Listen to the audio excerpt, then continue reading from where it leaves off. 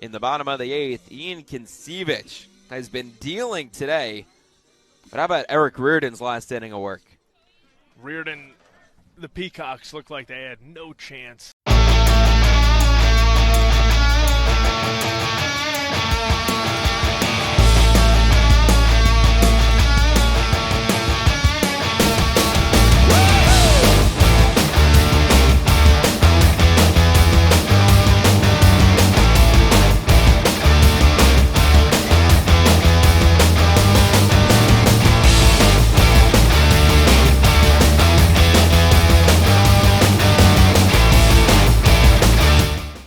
Hello, everybody. Welcome to our JBS, Jersey Baseball Show, TGIM episode for this week. We are thankful that it is another great Monday. We've just finished the first weekend of D1 baseball. We're leading into Rutgers-Newark's opening weekend, and we've got Rutgers-Newark assistant coach. It's a little weird to say assistant coach now, but Eric Reardon is with us today, and who better to talk Rutgers and Rutgers-Newark and Rutgers New Brunswick baseball than the man who was born bleeding scarlet and black, no doubt still does, and the good news is still gets to wear the R hat this year, but in a different role. Welcome, Eric, and thank you for coming on.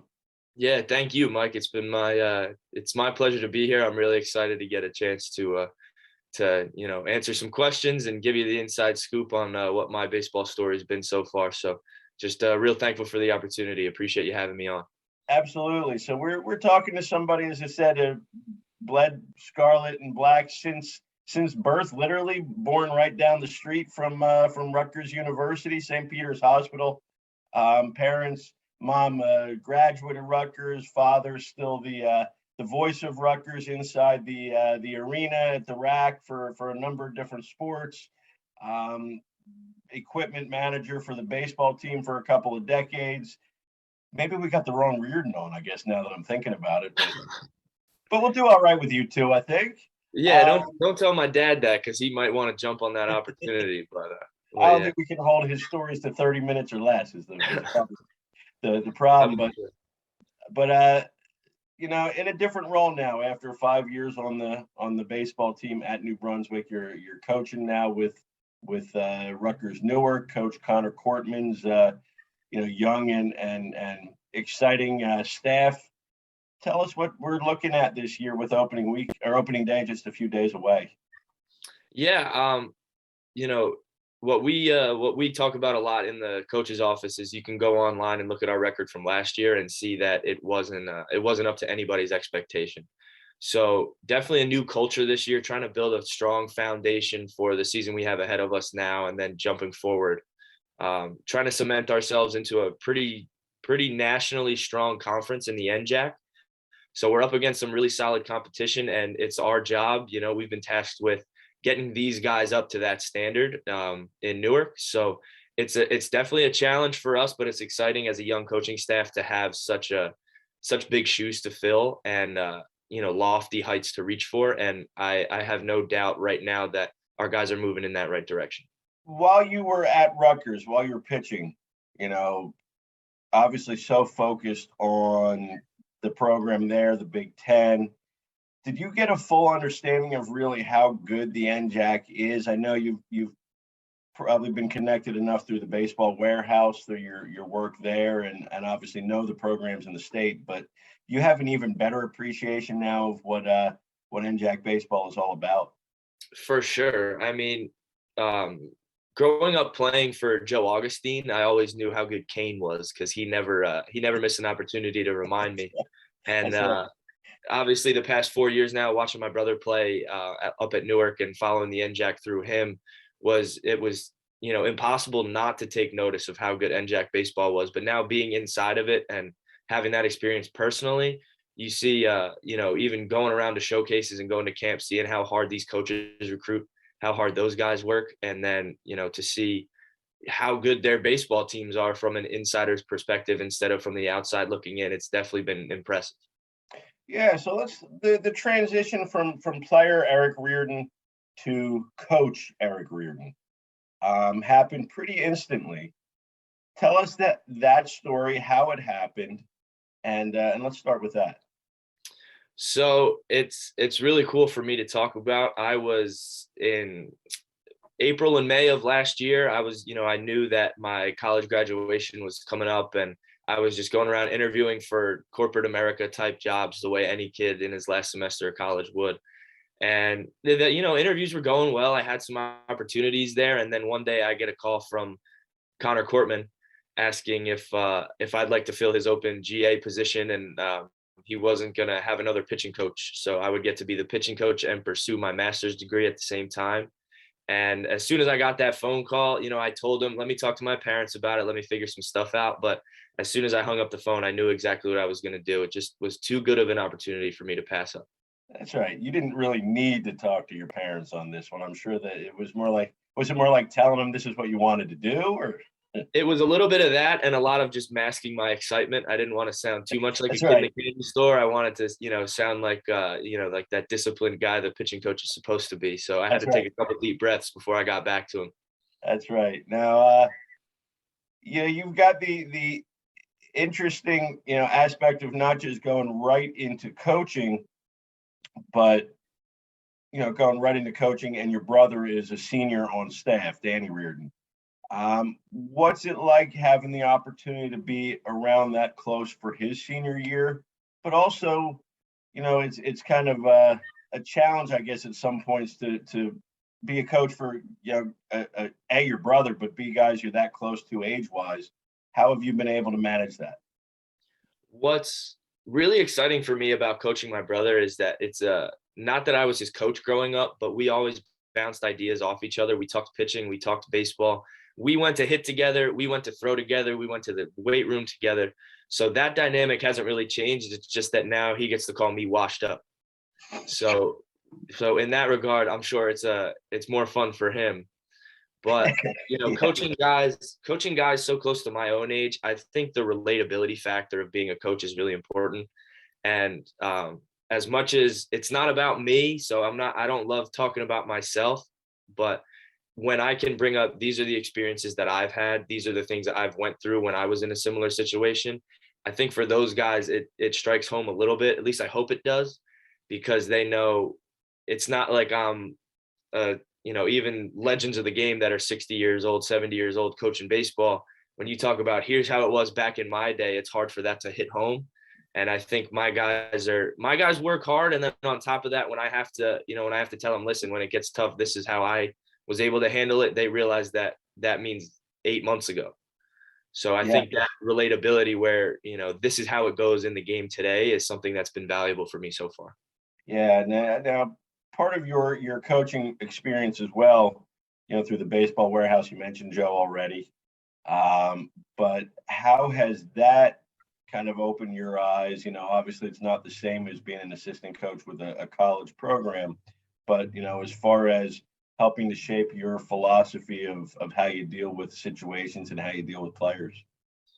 What's really cool for me at the baseball warehouse is I get to teach and learn at the same time. So I coach our 2025 high school team. I coach those guys, really solid group of young players we have there. I get to work with the guys at their strength and conditioning and their lifts every once in a while, a couple times a week. And then I do lessons every day of the week. I'm in there giving pitching and hitting lessons. So I get to see what each kid needs individually. And then if I can handle that with the 25, 30 guys that I do those individual lessons with, I'm taking a piece from each of them, and I get to kind of mold that into the best formula that, I can portray personally.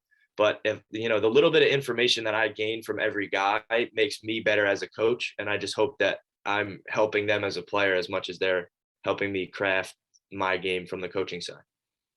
Definitely. Now, again, it's opening weekend coming up next weekend for Rutgers-Newark. We'll give you a few seconds to hype some of the arms on staff this year, some of the things that you've seen from guys, and who should we keep our eyes on? We have a pretty small pitching staff this year, so it's going to be interesting for us to see how we can get through all these innings of, I think we have 38 games on the schedule. So it's going to be a fun challenge for us to try to overcome and just see how well we can handle it. I got to plug my brother, Danny Reardon. He's going to be one of the starters for us. We have a pretty strong arm, another senior, Marcus James from South Brunswick. Mm-hmm. At the back end of our bullpen, we have freshman Vince Taylor. He's a submarine guy, righty, throws pretty hard from underneath there. But yeah, I mean, there's only 9 of them, 10 of them. I'll give them all shout outs at this point. Starting wise, it'll be Danny and Marcus. Colin Thompson, sophomore from Wayne. Danny Green, sophomore from Central Regional. Bullpen guys, Roger D'Antoni, Spotswood, Matty Osterman from Toms River, Liam Winslow up there in North Jersey, Justin Kahn, another North Jersey guy. And if I'm leaving anybody off, I'm apologetic. We have Alex Kudo, another, I think it's Pascack Hills guy, another bullpen guy for us. So, guys, if I left you off and you're watching this, then you can give me a hard time about it at practice. But don't think it's because I forgot. Just think it's because I don't have my sheet in front of me right now. I don't get to see you guys. You're old and washed up, and I didn't prepare you for the question. We can absolutely blame me for that. Favorite part so far this year, and what's the biggest surprise from a coaching perspective, or just from any perspective, from this season so far? Just how resourceful we have to be at this level. So obviously coming from New Brunswick, the resources we needed, the stuff that we wanted to help us propel our game, we were fortunate enough to just have them at our disposal. And what's been really cool for me has been to see how we can continue to get better without having everything at our fingertips. We're, as a coaching staff, we've been pretty creative. We've been pretty resourceful in using the spaces and the gear and the equipment that we have, and just the ability to get the same type of results out of our practices as, I think we practice at the same caliber that we did in New Brunswick when I was a player there. And to be able to do that with even the more limited resources that we have, surprising for sure, but also it's been pretty cool for me to watch and for me to be a part of. Yeah, so let's talk about Eric Reardon, the player, because it wasn't that long ago. We're not that washed up yet. But how, obviously growing up basically on campus, you had the chance to be impacted by 3 great baseball minds as head coach in the Rutgers program. First, obviously the legend, Fred Hill. Obviously in your earlier years, but certainly got to see Coach. You got to be around Moose, plenty of and then Joe Laterio replacing Coach, and I guess Joe would have been the one who recruited you. Yes. Yeah. If my aging and my timelines are right on the fly, and then obviously Coach Owens, you finishing out your career playing for Coach, who's coming up on 1,000 wins. So I mean, certainly his impact in the college game is pretty evident. So I mean, to be around and learn from and be recruited by and play for guys like that, you consider yourself really fortunate, I guess. Incredibly fortunate. Just to, my story before you bring up any of the names is pretty cool, where I grew up a Rutgers fan. My parents have been around the university, and then it was really a dream come true coming out of high school to be able to go to New Brunswick and be a part of the team I grew up rooting for. But then you start looking back on some of the names. Obviously, Coach Hill, a legendary coach, as hard-nosed as he is, didn't have to let a little guy run around in the dugout and feel like a part of the team, and he did, and he let me hang out with those guys, and something I'm incredibly thankful for. Coach Litt recruited me along with Tim Riley and Casey Gaynor, gave me an opportunity to play Division I baseball, Big Ten baseball at the only place I really wanted to go. And then obviously Coach Owens coming in with his staff with Brendan Monahan, Kyle Petteruto.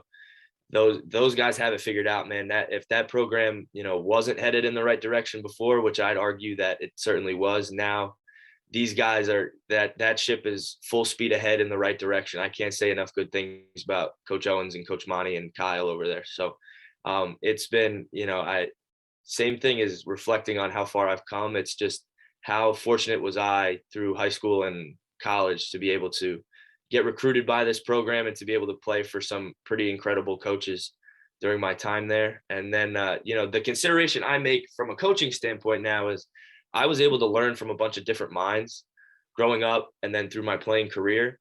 So, the look I take on it now is I'm able to take ideas that I've learned from all of these amazing sources and kind of craft them into a style that fits me personally now. And so I don't know if I'm worthy of it quite yet, but my ability to share the information that these guys have given out throughout their career and just kind of be an echo of their ideas is pretty cool for me. And just before we switch the topic here, as far as Rutgers coaches go, I'd be remiss if I didn't bring up Glenn Gardner, another Rutgers legend. We call him Beef on campus. Hitting legend, Rutgers baseball legend. In that regard, I was lucky enough that he's the guy I took my hitting lessons with growing up. We spent hours in the cage together. And then my first couple years on campus, he was a coach on staff. And I'll still shoot him a call or a text every now and then. He's he's an incredible guy, incredible baseball mind. Yep, you beat me to the question, so that's good. But you're right. We would be remiss if we didn't bring up, Coach Beef, and that explains why you were such a good hitter in high school, I'm guessing too. Probably, I give him most of the credit. As you should. That's right. So it's got to be cool. I mean, because you're not just an alum of the program now, which probably sounds weird, but you're also a true fan, and to see where obviously last year it was such a rough ending because after the Michigan and the Nebraska series, and people are starting to say, is this the year that Rutgers is in line for maybe an at-large bid even? But to see how close last year was, what's coming in recruit wise, you got to figure it's going to be pretty soon till that for the revival to be complete, right? I mean, the regional teams that you remember, the Todd Frazier's of the world, it's close to being there again, right? Without a doubt, there's not a question in my mind. For me personally, obviously it would have been awesome in my last year, especially given all the COVID circumstances, to make it to that regional. But, with the future perspective in mind, we can't go back. We can't change that now. And I think it's important for those guys who are still there that they had that taste. We're a couple of weeks away from the end of the season, and we're saying, holy cow, we might pull this thing off. And now this year, it shouldn't come as a surprise for them. They've been in that situation before. And when it comes time to turn that corner and secure that bid or, win the Big Ten Conference, those guys have been there and they know what it feels like to be so close and to have that slip away. So I don't, with how competitive I know those guys are there, and with the caliber of players that the team in New Brunswick has on their roster, I don't see those guys missing that opportunity if it presents itself again. No, to be a part of a build, and maybe you didn't get 100% of the storybook ending, you got 99.9% of it instead. But to be a part of that building back towards ready to make that final leap, does that help? Because, again, obviously Rutgers-Newark hasn't had the success of a Montclair or a William Patterson or a Kane or a Rowan, or a TCNJ. Does that help you be able to instill that in the players that, when we're all working towards that common goal, it's possible? I think so. And I think what was really valuable about Coach Owens and Coach Monahan and Coach Petaruto coming in was just a perspective shift. I think in New Brunswick, we were in a position where it was kind of like, well, where do we go from here? And then those guys came in and said, I'll tell you where we're going to go, and it's going to be to the win column. So to be able to have that perspective of, look, we don't have any different players. The roster looks exactly the same. And if we pull together and we work hard the way we're supposed to, we can accomplish some pretty incredible things.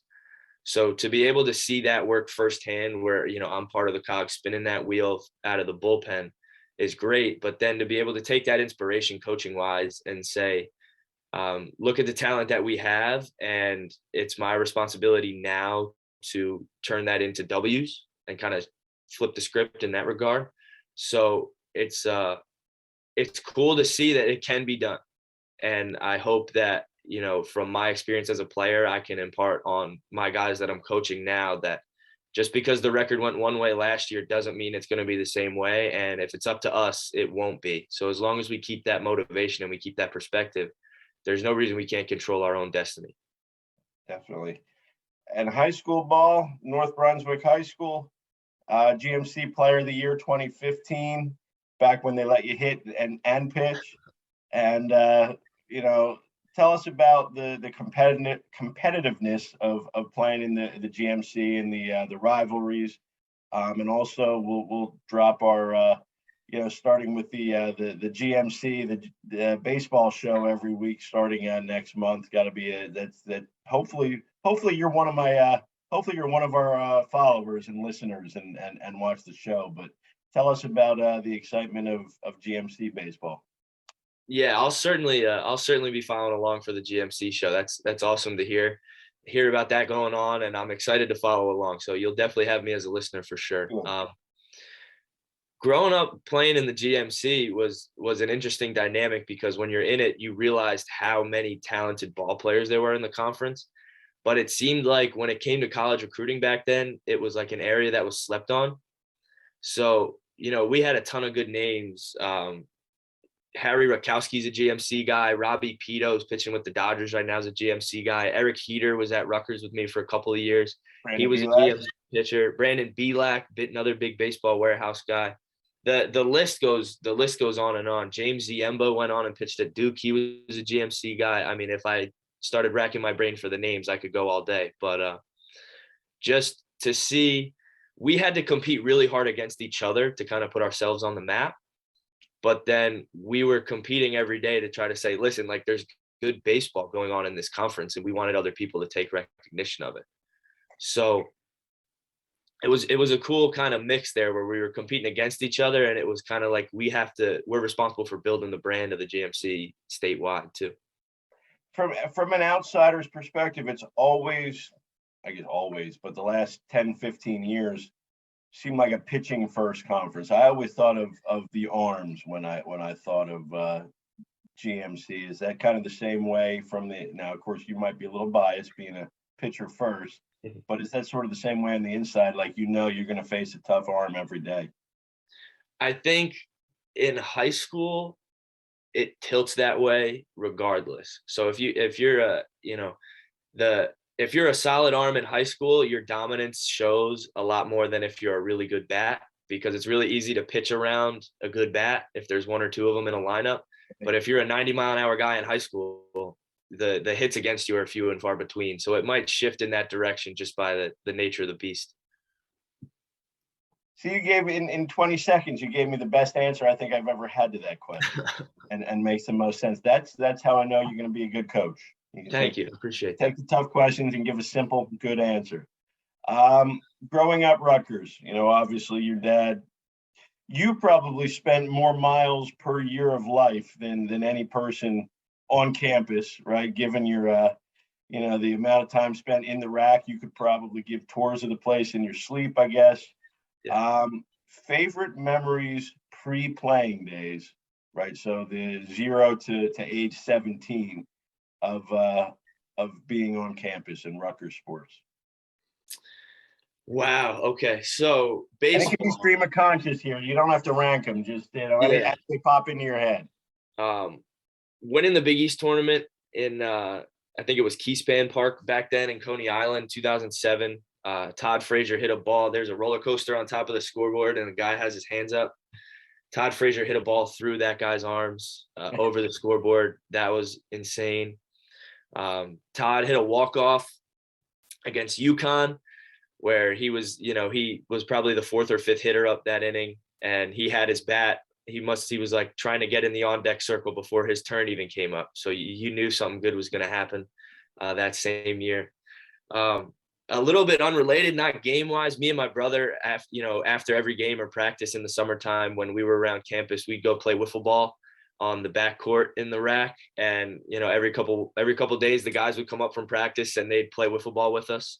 So growing up, that was like the coolest thing ever as a kid, was the Rutgers baseball players coming and playing wiffle ball with us. Certainly plenty of good memories at the rack. A lot of incredible teams rolling in there. Just being able to growing up sitting on the basket. So as much as I was a bat boy for the baseball team, my brother and I were ball boys for the basketball team. So those guys that come out with the mops during the timeouts and make sure the paint is swept and nobody's slipping on any sweat. So seeing that rack as a kid just sold out when, incredible Big East basketball games were going on and being on court level, that was really cool. So just, not as much specifics in that area, but the experience of getting that inside look at Rutgers athletics for as long as I could remember is just, memories that I cherish.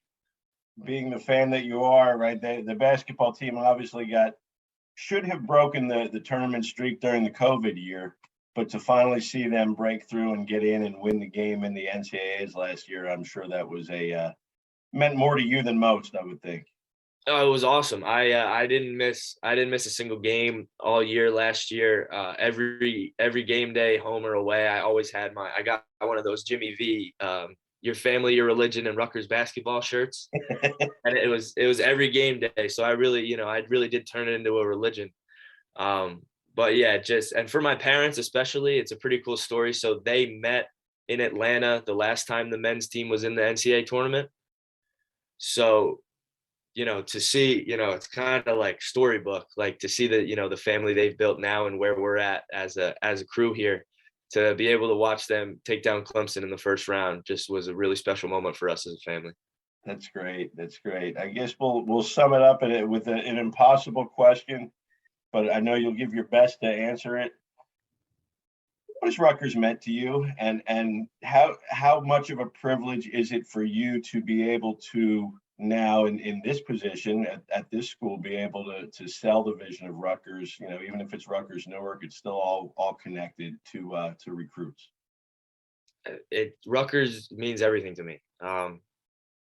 Growing up as a fan, which I know I've said 100 times already, but being in it the way I was growing up, it was, legends around me and coaching staffs and in players that went on to the NBA, WNBA, MLB, whatever it was, just to have those people as role models and examples set about, what hard work looks like and what it takes to perform and succeed at that level was not something I thought about then, but something I reflect on now and just can't express how valuable that was.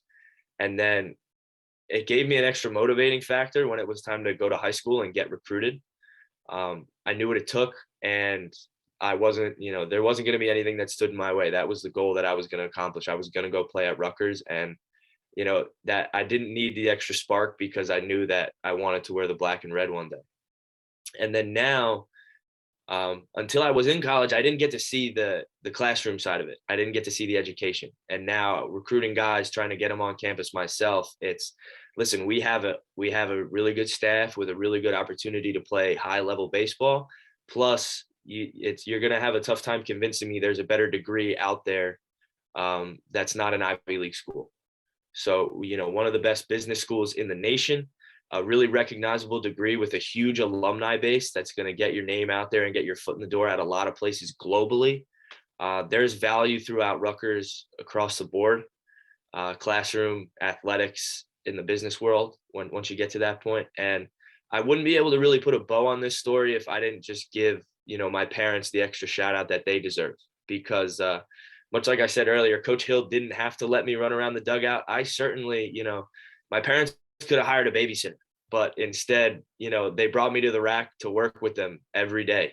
So just the opportunity there where, maybe it was by design for them, where they were saying, listen, this is how it's going to go for you. I don't think so. I think they had as much passion about Rutgers then as I do now. And they exposed me to some pretty incredible experiences that I couldn't have had otherwise. So Rutgers means everything to me, and I'm incredibly thankful for the journey thus far.